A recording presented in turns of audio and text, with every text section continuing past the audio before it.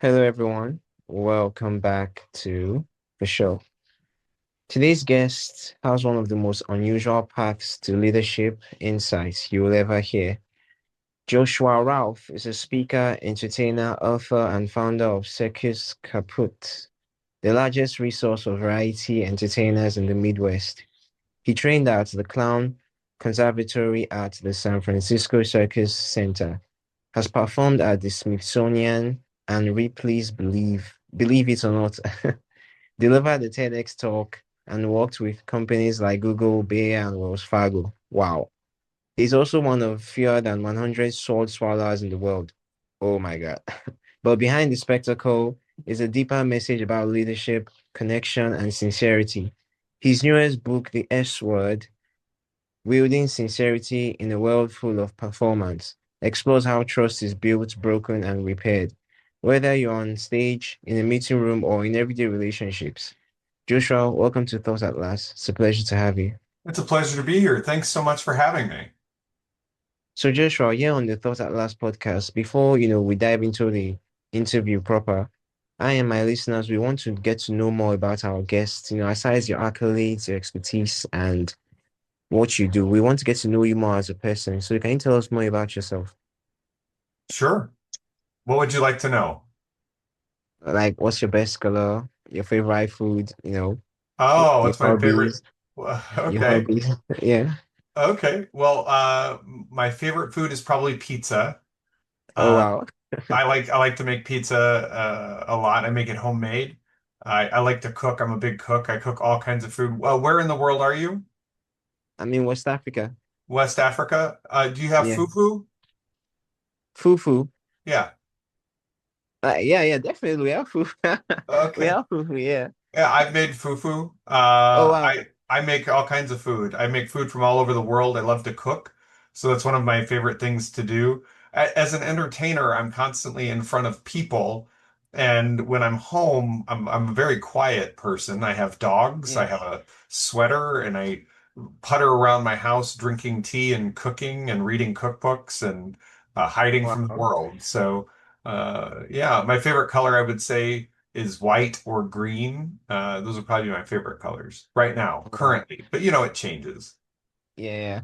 You see, white and green is actually the color of my country's flag. So it's a pleasure to meet you once again, Ralph. Also, Oh, yeah, so I'm from Nigeria, actually. I'm in Nigeria and West Africa. oh, very So good. Yeah, I've spoken to a few Nigerians. I think it's very fascinating that you guys are so into podcasts. I think that's so great. yeah, one thing about Nigerians, first off, there are lots of us. So, when you have a concentration of a large number of people from a particular place, they tend to explore lots of things. So you'll be surprised that a lot of Nigerians are into a lot of different things around the world, and you might even bump into some of them where you live. Don't be surprised. Okay, Yeah, so yeah, I live in St. Louis, Missouri, and we have a large community of Africans. I mean, Africa's a big place, so saying Africans is like, yeah, yeah, there's a lot of Africans. So, yeah, but we do have some, I don't think we have a Nigerian restaurant. We have Eritrean, Ethiopian, but those are more East Africa. Um, yes. but yeah, I mean, we have a cultural festival here that's very large with 20,000 people that come through celebrating Wow. cultures of the world, and there's all kinds of food and stuff. So, but West African food is definitely making a revival in the United States. There's a lot of West African cooking that's happening in the United States, and a lot of restaurants and stuff that's starting to become popular. So, yeah, fufu is very interesting to me. I think it's really Yeah, cool yeah. So, so, because so what do you eat with fufu with? Because see, that's always the question, right? That's yeah, always the yeah, question. Because people here, you might eat bread as you just eat bread, but there with fufu, you always eat fufu with something. So yes, fufu is used with it's you don't just eat fufu, right? And the first time I made yeah, it, I made it. I was like, okay, well, fufu doesn't have a huge flavor, but it's an interesting thing that you eat with like a stew or something like that. So. yes, I like it. I like it with curry. I know that's kind of not probably proper, but I like it with like a curry. yeah. Yeah. No, the thing about fufu, when it comes to like our food. we don't necessarily have, there's no rules. Like we're not like Italians that have rules regarding their food, like pasta or something like that. You can actually eat it with anything you want to, provided you like it and you're comfortable with it. So Yeah. so when you say with curry, you mean like curry soup or curry stew, or how do you do it? Oh, I mean, a lot of onions. I like onions a lot. So, onions and chicken and spices, cumin, things like that. Yeah. Okay, okay. Oh, I can already kind of imagine how tasteful that would be. That would be a mouth savoring dish. So definitely that's actually quite nice. Yeah, Once I again, think African yeah. food really lends itself to onions. I think onions and African food go hand in hand, like Yes. across the nation, from North Africa to South Africa. Onion, I think, is like one of the strongest flavors that you guys use as your base, and I'm a huge onion fan. So, but it's not you don't just fry the onions. It's like that slow cooking of the onions till they melt Yes. and get Yes. real sweet. Yes, exactly. I agree with that. So that the flavor can kind of melt into the food, you understand? Yeah, And that's actually exactly. very nice. Yeah. Yep. Once again, it's a pleasure to meet you, Joshua. Wow, Yeah. you're really well-traveled, you are quite exposed to lots of cultures and whatnot. So it's a pleasure to meet you. And I'm, anxious to get into this interview to learn a lot from you. Now, okay, my first question for you is you took a clown class at 12 years old, which is not, the usual starting point for leadership training. What did that experience teach you about people? I had low self-esteem as a kid. I didn't really think much of myself. I didn't do good in school. I actually got into a lot of fights. And I was, I will hesitate to say poor, but we didn't have money. And Oh, so the other kids would have nice shoes or nice backpacks or cool things, and I just didn't have those things. And so by not having those things, I didn't have status. And so I was picked on a lot and learned to fight at an early age and didn't really think much of myself. So when I took the clown class, it was an oh, opportunity for me to become something else, but not just something else like another character like an actor would. Actors, and I've done plenty of acting where you become a character or a role, but to yes. have a role that you actually bring happiness to people's lives and make people give people the opportunity to feel good. And so when I realized that I could do that, it became a skill that I cherished, and I just wanted to do it all the time. So I would just dress up like a Wow. clown whenever I wanted, and I would go walk around to different stores and shops and just be a clown in my neighborhood and entertain people. And it was really Yes. weird looking back. I mean, imagine a 12-year-old kid walking around as a clown. But I just loved it. I loved, connecting with people. And so I started working in Yes. hospitals and nursing homes as a volunteer doing clown in those venues. And then soon after that became a professional, started getting paid for it. Oh wow. There's something so beautiful about doing something what you love or what you enjoy doing, and you're not making money of it. I believe that is just one of the best things people can experience. And I'm glad that you got to experience that feeling. I know lots of people who are working jobs or probably doing something they don't necessarily enjoy, but because from a survival standpoint, you need to provide for your family, you need to take care of yourself and whatnot. So they just try to, just do it, just go with it. But the fact that you enjoyed making people laugh, you enjoyed entertainment, you enjoyed being an entertainer, and you also got the opportunity to make money off it. It's actually a very, very beautiful thing. And that's a wonderful thing to see. So Yeah. you've said that clowning isn't really about comedy, it's about connection. What does that mean in practice? Yeah. Well, when you're performing clown, your job is to present humanity. You're a mirror of humanity. All the Yeah. foibles, all the heart, all the soul, all the things that we all do.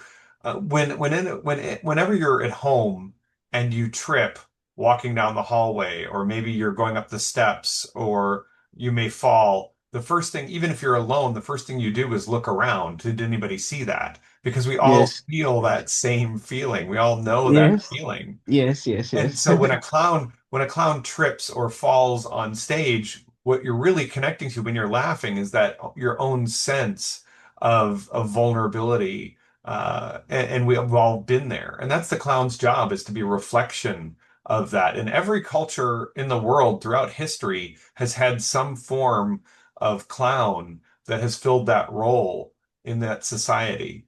And Yes. and when you have that, it's a sacred role. It's a sacred position. And we need that. We need our comedians. We need our clowns. We need our funny people to show us how odd and strange we are as a species, because we are Yes. a very strange species. We are, when you really look at us, it's a miracle we've survived as long as we have. Honestly, I agree for a fact. Like you look at a lion, it has defense mechanisms, it has powerful claws. You look at every other kind of animal in the animal kingdom, they always have something to defend or protect themselves. But when you look at humans, we look at now we are now moisturizing our hands. It's now even softer than what that's ever been in the history of humanity. I mean, you punch someone and you break all the bones on your hand and whatnot. We are just very soft, fleshy kind of creatures. But the only thing And we have is our humanity, our brain, and sorry to interject. Just continue, please. no, yeah, no, you're good. And we're wired for our own destruction. We destroy ourselves all the time. Yes, We make it, we're not built for self-preservation. We think we are, but it's often at the expense of our community. So yeah, yeah. we're a strange species. Honestly, and the beautiful thing, what I love about comedy is the fact that it's how do I put it? There's a way, now when how do I explain? I don't know how to put it into words. Okay, let me give this example. There was a time I saw um somebody we would call a disabled person, making a joke, saying funny things, and even making a joke of their situation. Now I didn't want to laugh, but I realized that if I did not laugh, I would actually offend this person who is disabled. Now, do you know what it means for you to be so comfortable about, how your disability and to the point where you're able to make people laugh and make people happy. So the comedy is actually very important because even in a very tough, dire situation, just that ability to make people laugh and people be joyful, even if it's just for a few minutes to a few hours, they forget about their problems, forget about whatever they might be going through, and just they will just be in that particular moment, in that particular atmosphere, enjoying what you're saying, enjoying what you're performing, making them laugh. And there's this kind of feeling or this kind of relief it brings to people. And that's the reason why I think our ability to laugh is one of the most important abilities, if not the most important ability that we have, because it's only from that being able to, see something that's funny, being able to laugh, that we can actually be happy from there. You could even, through that help someone who might have been depressed or might have been feeling some way. And it also helps to boost our confidence in a way. I really don't think I'm expressing this as well as I should or as I can, but I hope you do understand. Oh, absolutely. No, no, no. I think it's beautiful. I have a story in my book that I talk about that I perform at a children's hospital regularly. Yes. And there was a young girl who was in what they call a halo. And what that means is she has screws in her head. Uh, I know what that is. I've seen it before. I've seen it on the yeah, internet. Yes. yeah. So she's in a Oh my God. halo, and what they're doing is they're trying to straighten her spine. And so Yes. as she's wheeling around, because she can walk, she's in a walker, but it goes to this halo, and there's weights that are pulling her head straight up, and they're Yes. straightening her spine, and it's very painful. And I was doing a magic because I still perform at children's hospitals, and this is, I guess, now would be I've been doing it over 40 years, and Oh wow.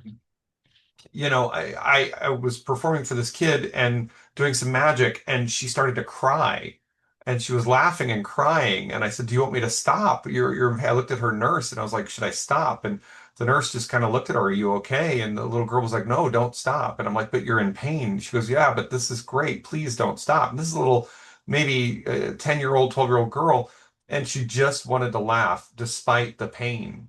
And Oh wow. the dark place that she was in. And I'll never forget that. I'll never forget that because we all go to dark places. We all struggle sometimes. We all have Yeah. heartache and pain. And if we can just remember that there's something to laugh about, there's another sunrise, there's another moment of joy to be had. And when we can Yes. find that, we can find that place, that's what keeps us going. That's what Well, brings our heart forward. I totally agree. Honestly, there was a time there was a time in my life where I was quite down, kind of depressed.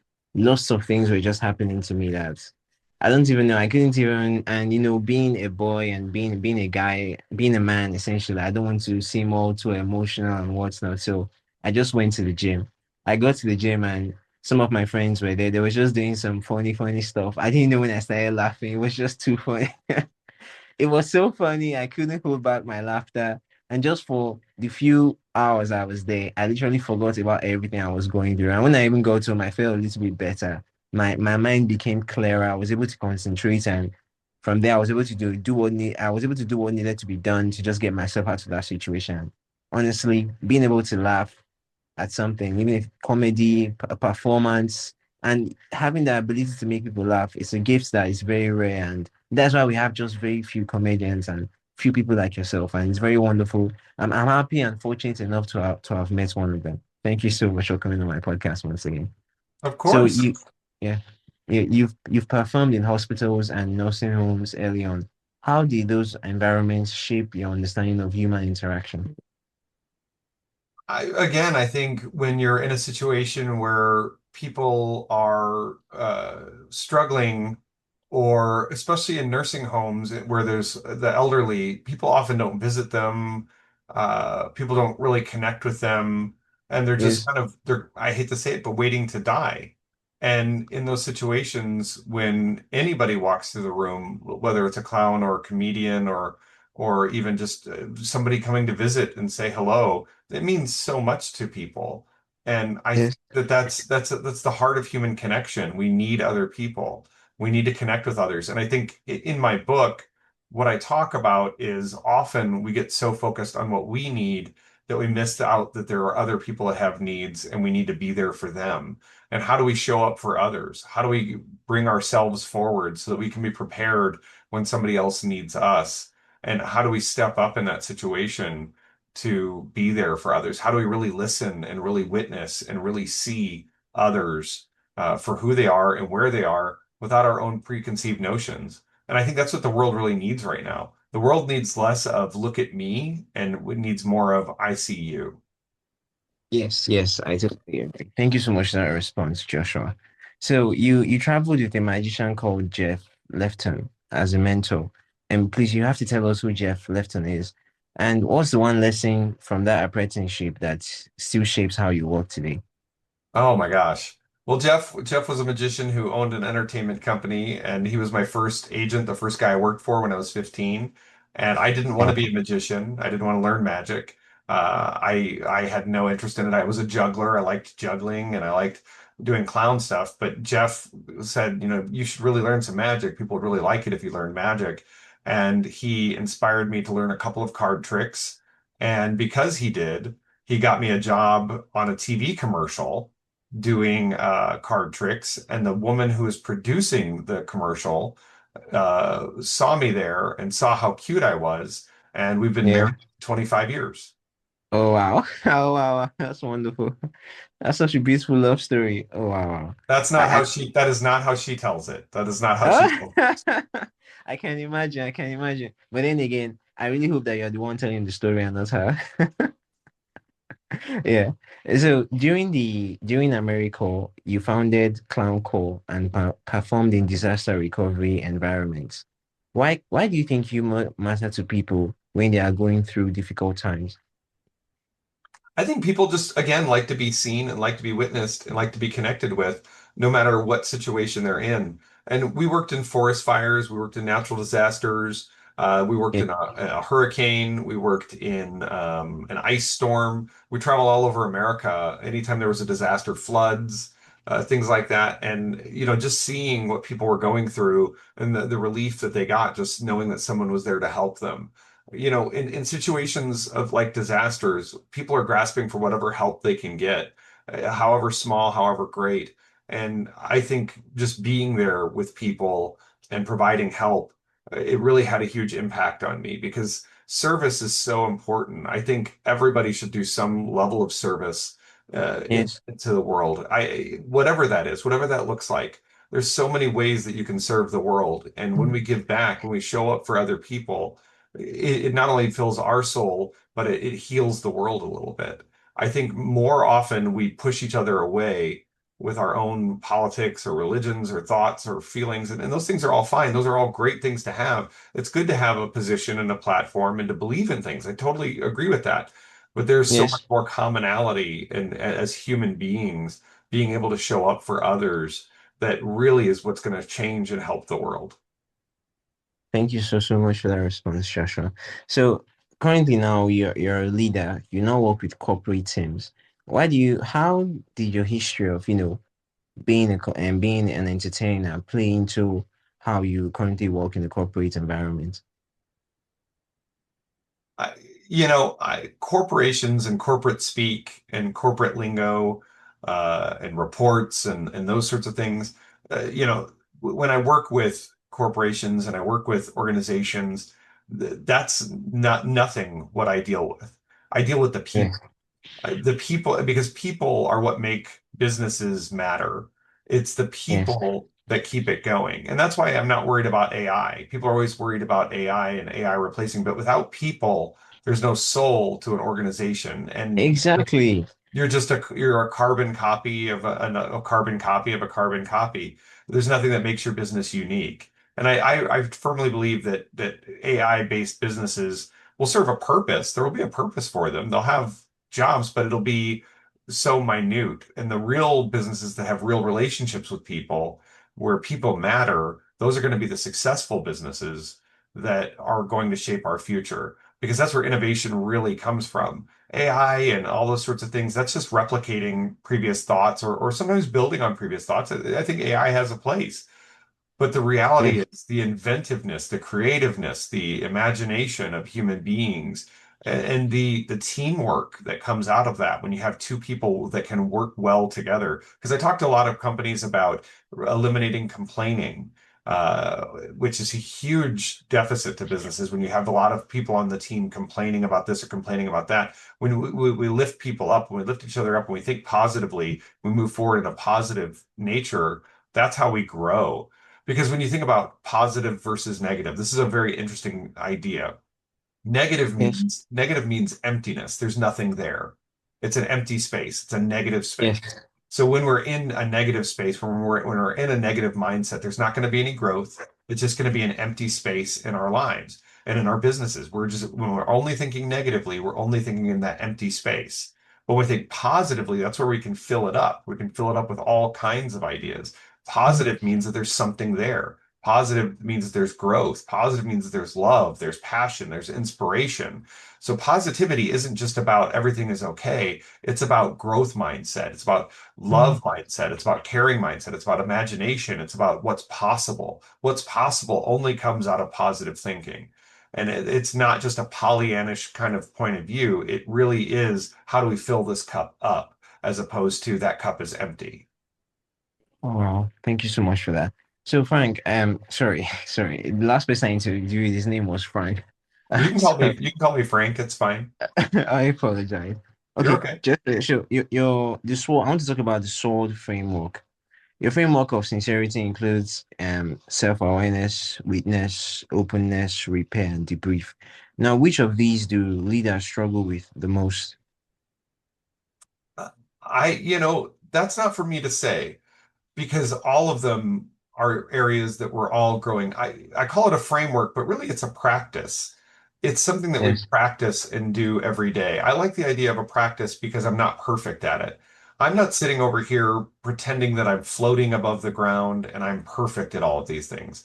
These are things that I work on that help me connect with others more deeply. When I talk about self-awareness, what I'm really talking about is, what are your values? What do you really yes, believe? And when you say that you believe it, do you really believe it?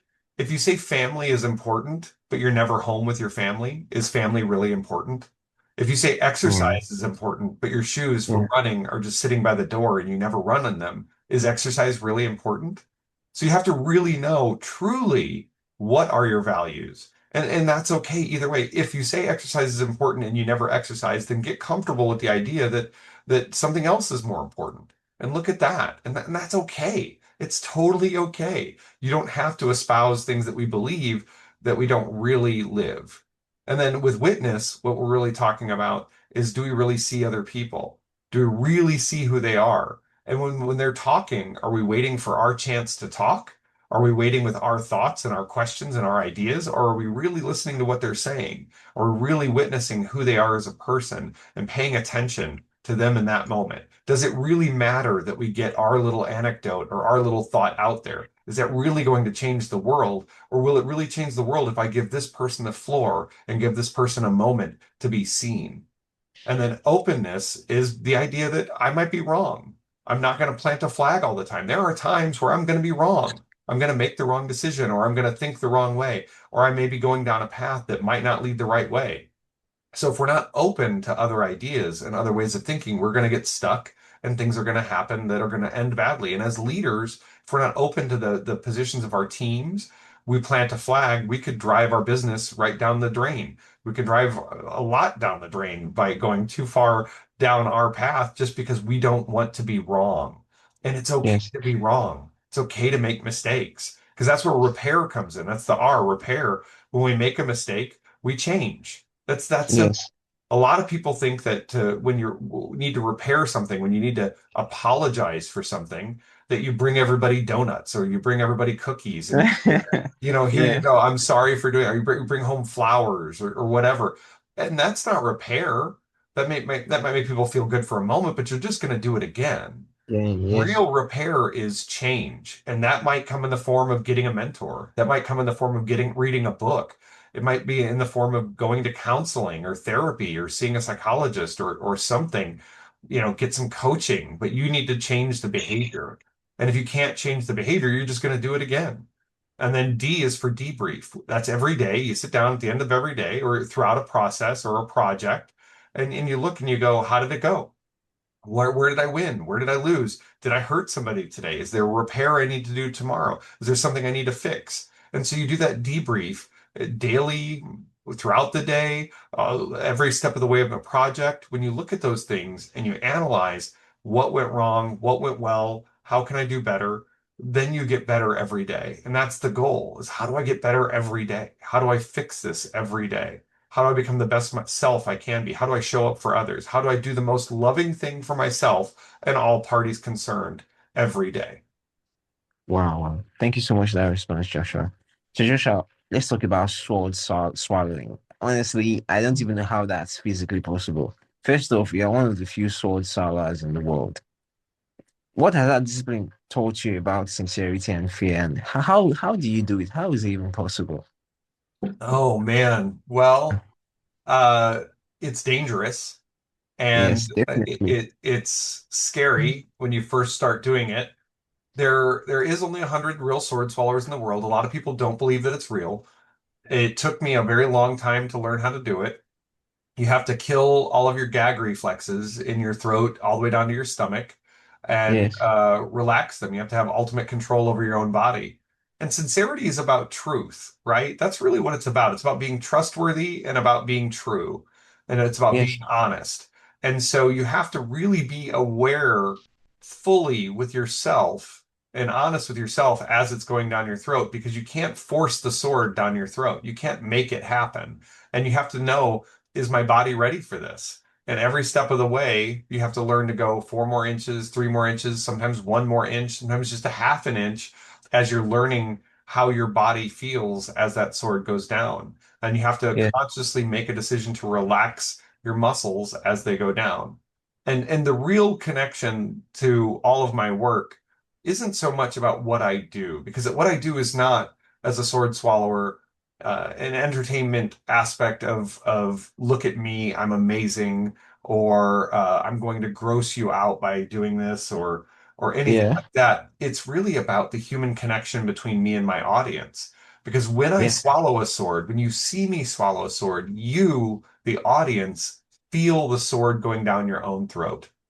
You feel what I'm feeling in that moment. And it's a profound sense of empathy It's why some people can't watch because they feel so much empathy for me. They feel such a deep Yes. connection to me. Yes. It's not a painting. It's really happening in live time. And when you feel it too, then we have a real connection because in many ways you care about me as a human being. And there's an element of care. And I care about you seeing something so dramatic and having a dramatic experience in that moment. So there's no sense of deeper connection that I've ever found performing that I can really connect with an audience on a visceral level where they feel so much of what I'm going through on the stage. And when I pull the sword back out, there's a release for the entire audience. Yes. They all feel that same release, and it's a sense of relief, it's a sense of excitement, and it's a sense of joy that everyone feels all at the same time. So you have 100, 200, 1,000 people all at the same time experiencing something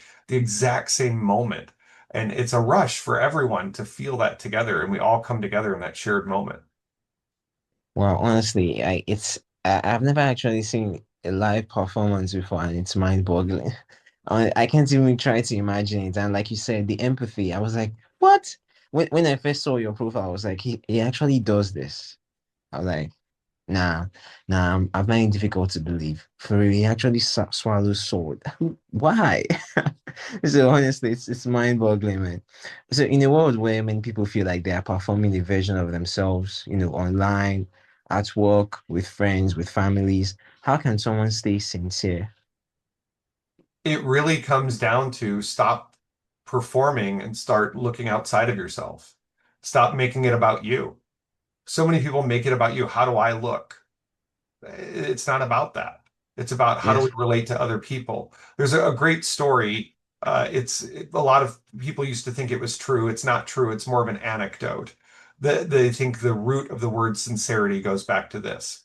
There was a marketplace and there was a vendor and he was selling pots. This is thousands of years ago. He was selling Oh these wow. pots, and these pots were damaged pots. And he would take Yeah. wax and he would fill in the holes and he would shine the pots with these filled holes that were filled with wax, and they were filled with all these things to polish them up and make them look like brand new pots. And people would buy the pots because they looked like beautiful pots.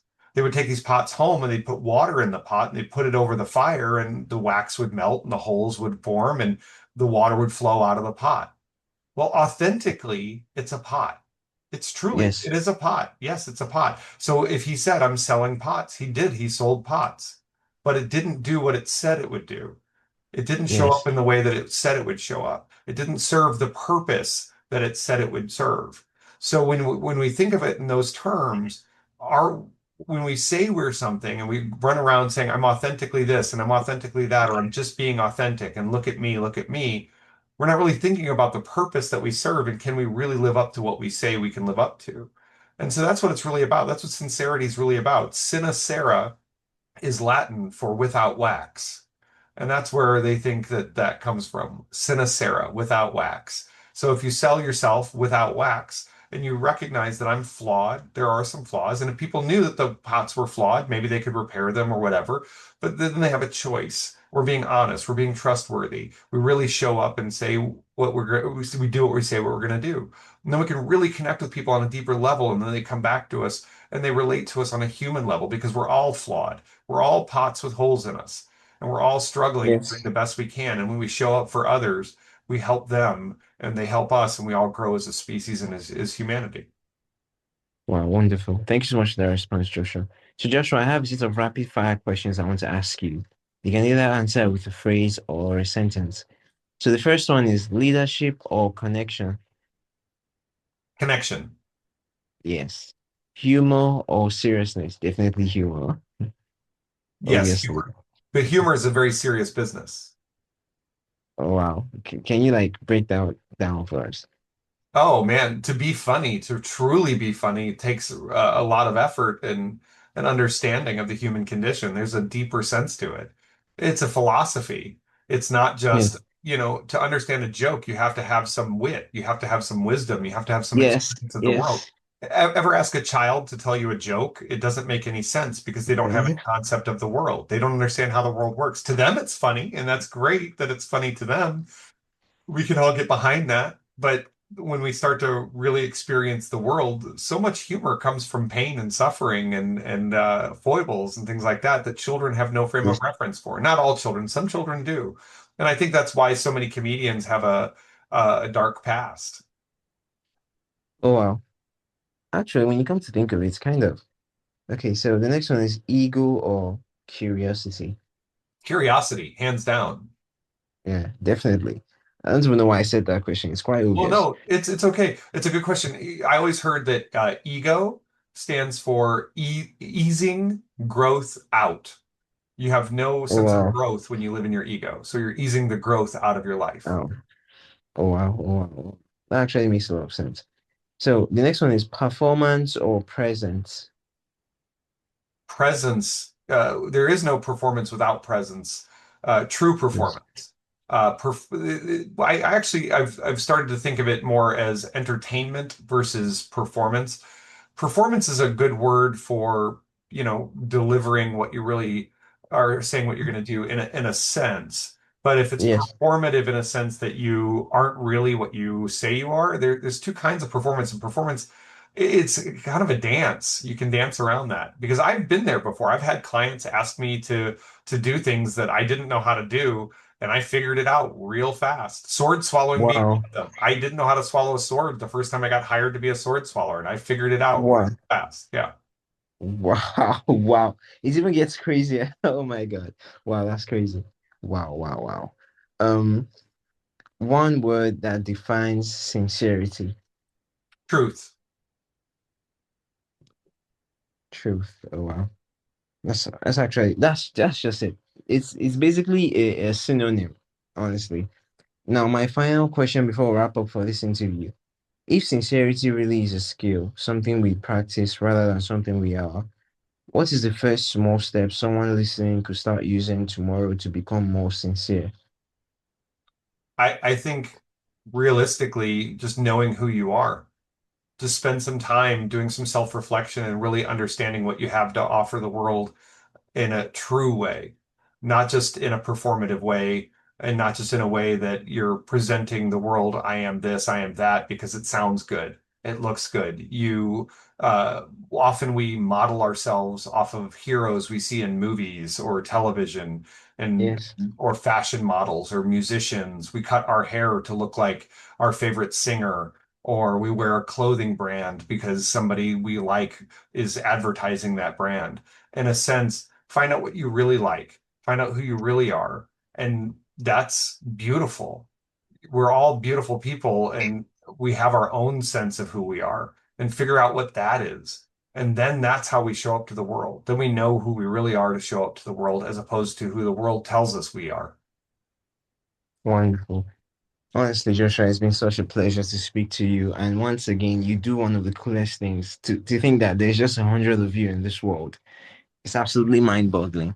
It'd be such a pleasure to speak with you. Thank you so much for coming on my podcast, sharing your expertise and sharing your wisdom, and of course, sharing this amazing stuff that you do. Where can my listeners learn more about your work and possibly connect with you? Go to joshuarouth.com, JOSHUAROUTH.com.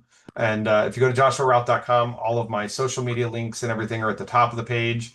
I write articles all the time. They're listed under my articles. You can watch videos and you can connect with me on there 100 different ways.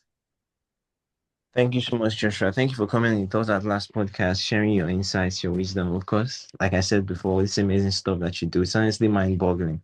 And please, for everyone listening, check out, Joshua's website, check out his book. And of course, Joshua, do you have any of your live performance on YouTube or any other social media we could check out? Yeah, there's some videos on my website, and yeah, you can look me up online. I'm on Wikipedia as well. I'm all over the place. You can see stuff. I have to say one thing before you let me go. This has been Yes. one of my favorite podcasts I've ever been on, and you've asked really great questions. I've really enjoyed it. I want to thank Oh you wow. so much for being such a great host and all that. Great questions, great thoughts. I've really enjoyed this. Thank you so much, Joshua. I honestly really appreciate that. And I'm glad that you actually found my podcast enjoyable. Thank you so, so much. And I really hope that we can, have this conversation again, go more in depth into, sword swallowing stuff, because honestly, it's really cool. And it's something, I don't care how many times, someone sees it. it's always as if it's the first time. You can see it 1,000 times. You can never get used to that kind of stuff, honestly. And I'm surprised that you've gotten used to doing it, which is just mind-boggling in of itself. But anyways, thank you so much for coming to my podcast, sharing your experience, sharing everything you've achieved and everything you've become up until today. Thank you so, so much. Please do have a wonderful day and take good care of yourself. You do as well. Thanks a lot. Yes, and don't forget to continue, wowing and dazzling people as you always do. Thank you Thanks so. so much. Bye bye. Take care. Bye. Take care.